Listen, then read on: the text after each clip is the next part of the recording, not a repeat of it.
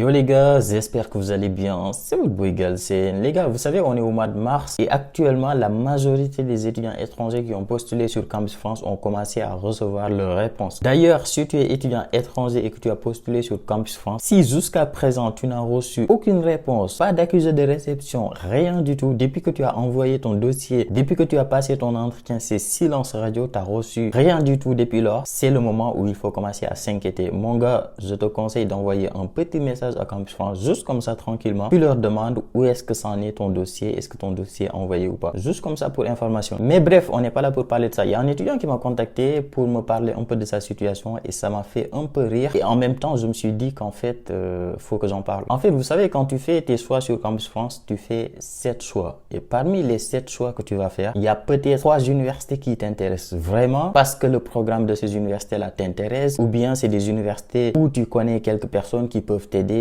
sur la partie logement, etc. Mais forcément, parmi les 7 choix d'université que tu vas faire, il y a au moins une ou deux universités qui t'intéressent le plus. Donc cet étudiant a fait exactement la même chose. Il a postulé à cette université, sauf que parmi ces 7 universités, il y en a une. Franchement, il a choisi cette université juste parce qu'il fallait compléter. Mais il a même pas vraiment regardé le programme. Il n'y a rien qui l'intéresse. Il connaît personne dans cette ville. Sauf que mon gars, il a été accepté dans cette ville, donc à Avignon. Donc cet étudiant m'explique en fait qu'il a été accepté à Avignon dans une formation qui l'intéresse pas vraiment, etc. Mais par contre, il a fait quelques recherches sur internet, sur Facebook, et il est tombé dans un groupe Facebook et les personnes dans ce groupe Facebook là étaient en train de dire en fait que oui, si tu es accepté, il faut vraiment faire ton choix très vite, etc. Sinon les universités peuvent retirer ton acceptation, etc. Et donc lui, il a vu ça et il a eu peur et donc il a validé son choix définitif. Donc enfin, juste pour résumer, donc c'est un étudiant qui a tout simplement vu en fait que dans un groupe Facebook, il y a des gens qui disaient que oui, si tu as une acceptation et que tu valides pas, l'université risque de retirer l'acceptation, etc. Et donc lui, il a paniqué et il a eu peur et il a fait son choix définitif. Et donc le problème, c'est que le choix définitif, comme son nom l'indique, c'est un choix définitif. Quand tu fais un choix définitif, tu ne peux pas revenir en arrière. C'est pas possible de dire à Campus France, oui, est-ce que tu peux m'enlever s'il te plaît le choix définitif, je vais attendre la réponse des autres établissements. Ce qui fait que lui, il se retrouve validé une université qui ne l'intéresse pas, une ville qui ne l'intéresse pas, alors qu'il n'avait pas encore reçu les autres réponses et qu'il pouvait attendre tranquillement. Donc les gars, tout ça pour dire juste arrêtez de lire tout et n'importe quoi.